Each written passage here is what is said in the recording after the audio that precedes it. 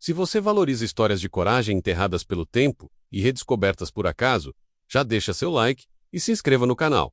Aqui, os heróis esquecidos voltam a ter voz. O lar de veteranos Santa Margaret era um lugar silencioso, com corredores largos, cheiro de eucalipto e cadeiras de balanço voltadas para janelas que davam para o pátio interno. A maioria dos residentes ali usava medalhas no peito ou tinha quadros com suas patentes acima das camas. Mas havia um quarto que não exibia nenhuma honra militar, nenhuma fotografia, nenhum visitante. Lá vivia uma senhora magra, de cabelos muito brancos e olhos de expressão neutra. Seu nome era Eleanor M. Keyes. Para os funcionários, apenas Dona Eleanor. Ela quase não falava. Limitava-se a regar uma pequena planta em seu parapeito e escutar a rádio ao entardecer. E para muitos, era só mais uma idosa entre tantas. Enquanto isso, a cidade se preparava para o centenário do Monumento dos Caídos, um memorial em pedra negra, erguido no centro da praça, onde estavam inscritos os nomes dos combatentes das grandes guerras. Escolas organizavam excursões para ensinar as crianças sobre os heróis que vieram antes. Foi nessa ocasião que o pequeno Arthur Fleming, de 10 anos, filho de professora, percorreu o paredão de nomes com os dedos, e parou ao ler algo curioso. Sargento Eleanor M. Keyes, Operações Especiais, 1944. O nome o prendeu. Ele já ouvira esse nome em casa. Era a mesma senhora do asilo, onde sua mãe dava aulas voluntárias. A coincidência despertou sua curiosidade. Arthur chegou em casa naquele dia agitado. Interrompeu o jantar, perguntando: Mãe, por acaso a dona Eleanor do asilo foi da guerra? A mãe sorriu com condescendência. Acho que não, meu amor. Ela nunca contou nada. Nem tem família. Mas o menino insistiu. O nome dela está gravado no memorial. E diz que era sargento. A mãe achou que fosse imaginação de criança. Até que ele abriu a mochila e tirou uma folha com um desenho, feito a lápis. A parede de pedra com o nome marcado com um círculo. A mãe ficou em silêncio. Talvez fosse verdade. Talvez houvesse algo naquela senhora que ninguém havia notado. No dia seguinte, Arthur levou um pequeno gravador escondido no bolso e fez perguntas a Eleanor durante a leitura da tarde. A senhora já viajou muito? Ela respondeu com um olhar vago. Já vi desertos sem fim, mares que parecem espelhos, e cidades que desapareceram.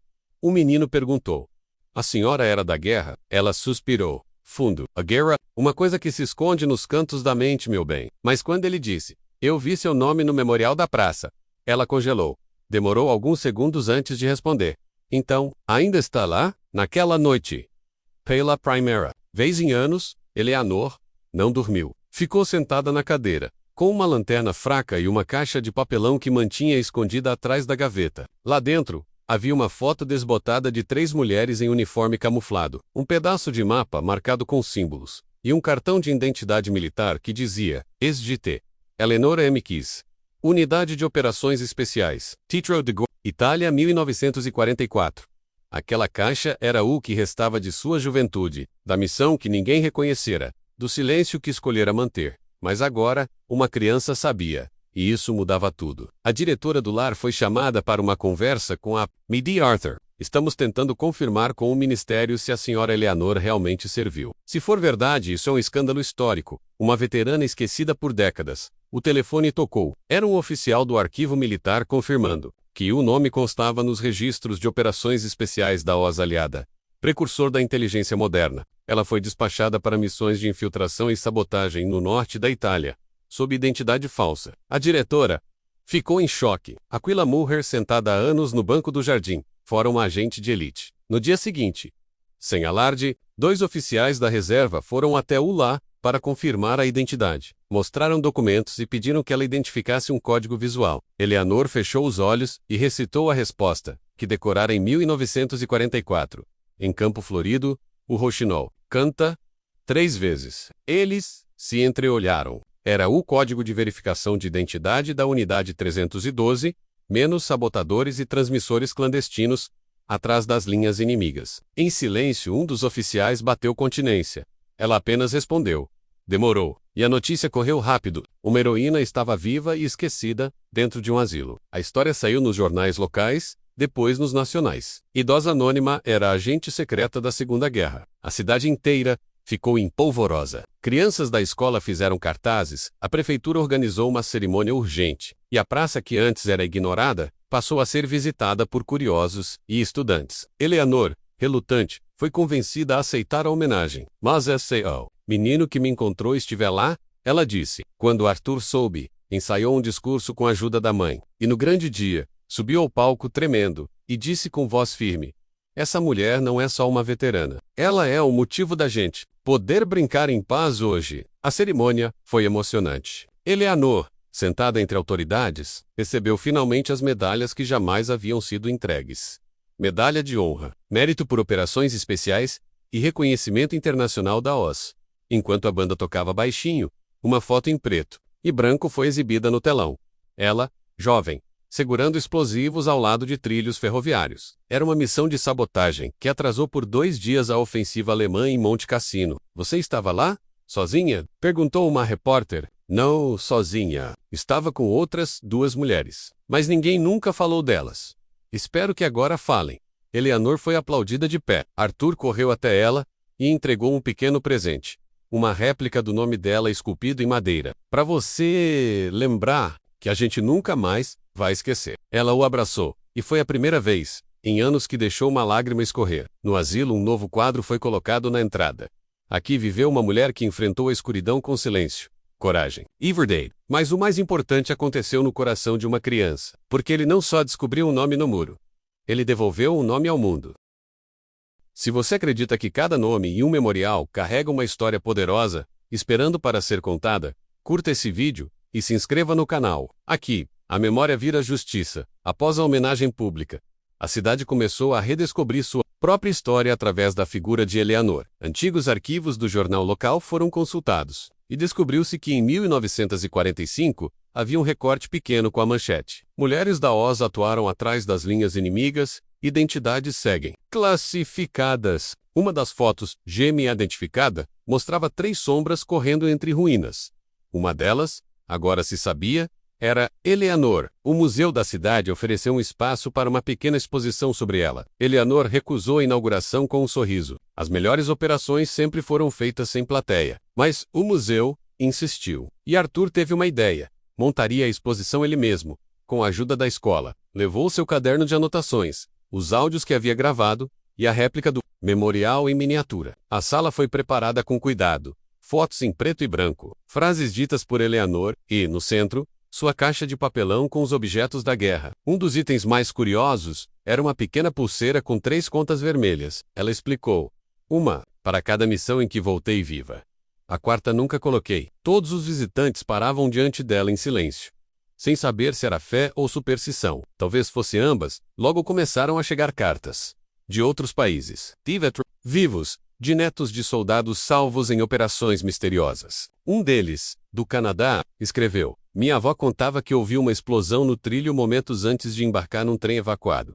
Hoje sei que alguém causou aquilo e salvou a vida dela. Outro, da França, enviou uma cópia de um diário militar onde constava: informações recebidas por voz feminina com sotaque britânico, sabotagem bem-sucedida. As peças começavam a se encaixar. Eleanor, por décadas silenciosa, agora ecoava em línguas e distâncias que ela nunca imaginou. Uma produtora de documentários foi até o lar de veteranos pedir permissão para entrevistá-la. Eleanor recusou, mas sugeriu algo inusitado. Entrevistem o menino. Apontou para Arthur. Ele viu o que ninguém via. A gravação com o garoto viralizou. Seu jeito simples e direto tocou as pessoas. Ela parecia só uma senhora quieta, mas era como uma bomba escondida, poderosa, mas contida. A produção decidiu manter o foco na visão da criança. E o título do documentário virou A Bomba Invisível.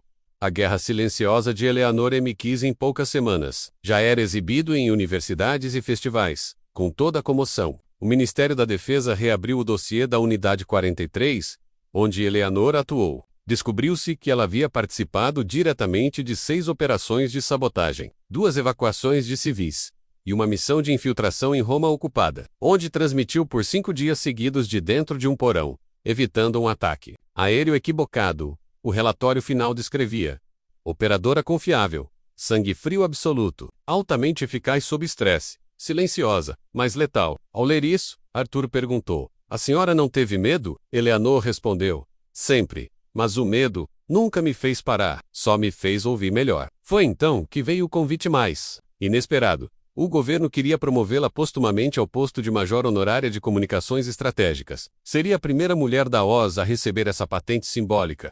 Eleanor riu. Depois de tudo isso, Agora sou major, mas aceitou com humildade. Pediu apenas uma condição: que a medalha viesse com o nome das outras 2 mulheres da sua equipe, porque sem elas, eu teria sido só silêncio. Os nomes eram Ellen Sayers e Margot Finch, nunca reconhecidas, nunca localizadas. Mas naquela cerimônia, os 3 nomes foram ditos pela primeira vez. E finalmente, ouvidos, os olhos do país voltaram-se para Eleanor, mas ela já não se importava com a fama. Preferia ficar ao lado de Arthur, ensinando códigos Morse com batidas na mesa. Criaram um jogo.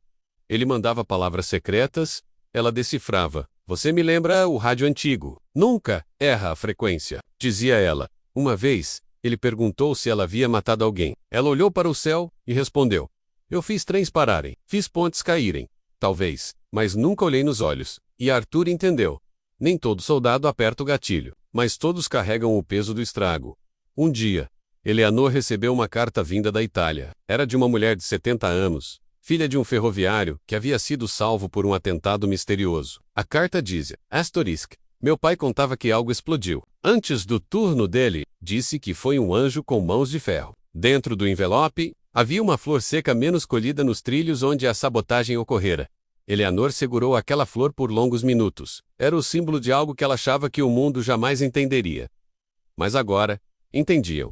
Eram flores, crescendo sobre os destroços da memória. A saúde de Eleanor começou a declinar. Já não andava com tanta firmeza, mas pedia para ser levada até o jardim do lar todas as tardes. Sentava-se com Arthur, e ele lia para ela as mensagens que continuavam chegando. Um dia, ele perguntou, o que a senhora queria que as pessoas lembrassem da sua história? Ela pensou, depois disse, que uma guerra não se vence só com coragem, se vence com escuta, com precisão, com gente comum fazendo o que precisa ser feito menos mesmo que ninguém aplauda. Arthur anotou tudo. Seria essa a última entrevista. E ele a chamaria de lição final.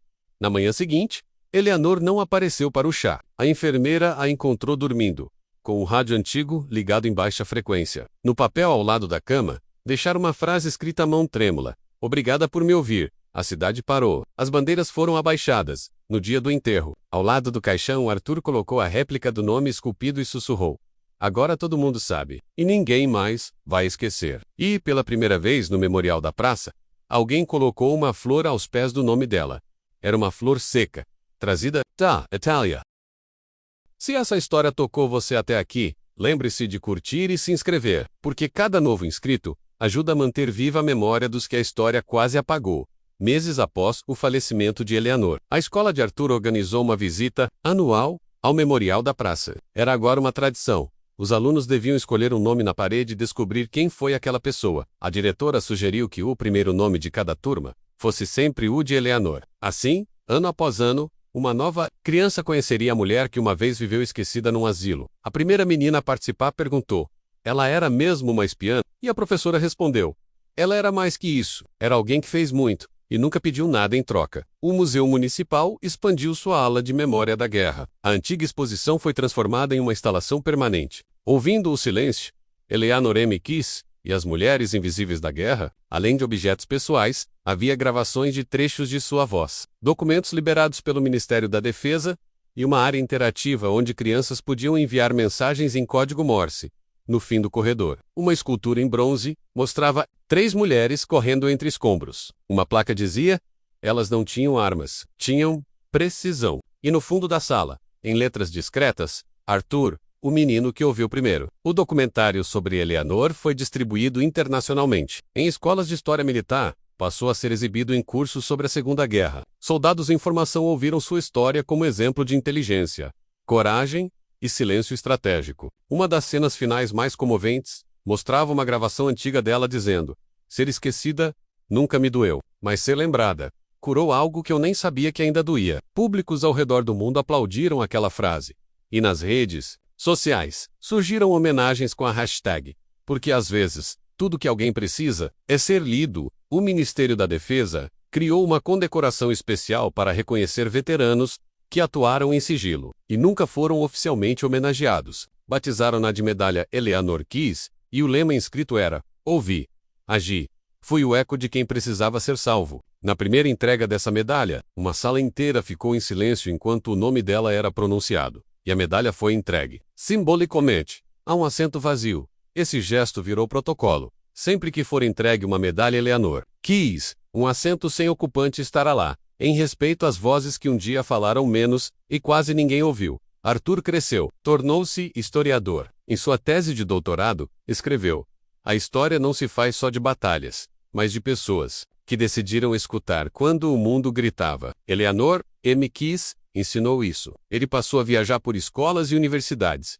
contando a trajetória dela. Levava consigo sempre o gravador antigo, que usou no dia em que fez a primeira pergunta. Dizia que aquele foi o equipamento mais importante. Dagadile com ele, descobri a mulher que salvou vidas, e que ninguém via. E, a cada palestra, uma nova flor era colocada na mesa, como se Eleanor ainda estivesse ali, ouvindo, num gesto simbólico. O rádio antigo de Eleanor foi restaurado por um grupo de engenheiros voluntários. Conseguiram fazer com que ele transmitisse, em uma frequência limitada, apenas local, tocando uma gravação em loop da última frase dela antes de morrer.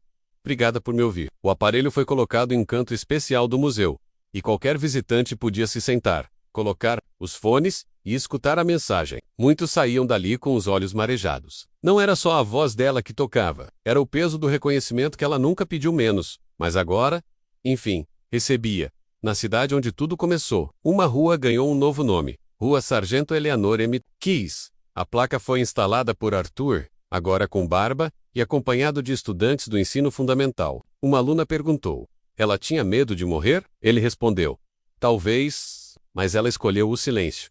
Isso é mais corajoso do que gritar. Ao lado da placa, colocaram uma pequena inscrição em pedra. Ela escutava a guerra, e fazia com que outros sobrevivessem a ela. E naquele momento, um grupo de jovens cadetes tirou o chapéu, não por protocolo, mas por respeito. Em uma conferência internacional sobre mulheres na guerra, o nome de Eleanor foi citado como símbolo das combatentes esquecidas. Historiadoras de vários países a mencionaram como a pioneira do reconhecimento invisível. Um painel com o rosto dela foi erguido, e uma veterana do leste europeu disse com a voz embargada: ela não foi esquecida por ser fraca. Foi esquecida por ser estratégica. E agora, será lembrada por ser eterna. A frase viralizou e serviu de título para um livro ilustrado lançado para crianças. A velha senhora do asilo que escutava bombas. E toda criança sabia de quem se tratava. Arthur decidiu escrever um livro definitivo. Chamou-o de Entre Ruídos e Silêncios, a verdade sobre Eleanor Keys. Publicou fotos, transcrições, depoimentos, mapas e relatos cruzados de sua atuação. O capítulo final não falava da guerra, falava da tarde em que ele, ainda menino, tocou o dedo no nome em uma pedra fria. E o último parágrafo dizia: ela não gritou, não apareceu em fotos famosas, mas sua existência silenciosa foi o escudo de muitos. Ela era sombra, era radar, era fio invisível conectando a vida de outros.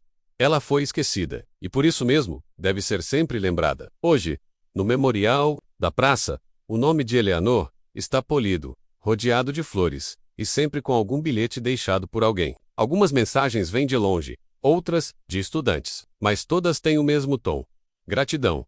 Às vezes turistas perguntam: por que há tantas flores nesse nome? E algum morador responde: porque ela estava viva quando ninguém sabia. E agora, ninguém esquece. E nas tardes de vento leve, o rádio antigo ainda transmite, no museu, aquela voz firme e serena: obrigada por me ouvir. E o mundo, enfim, ouve de volta.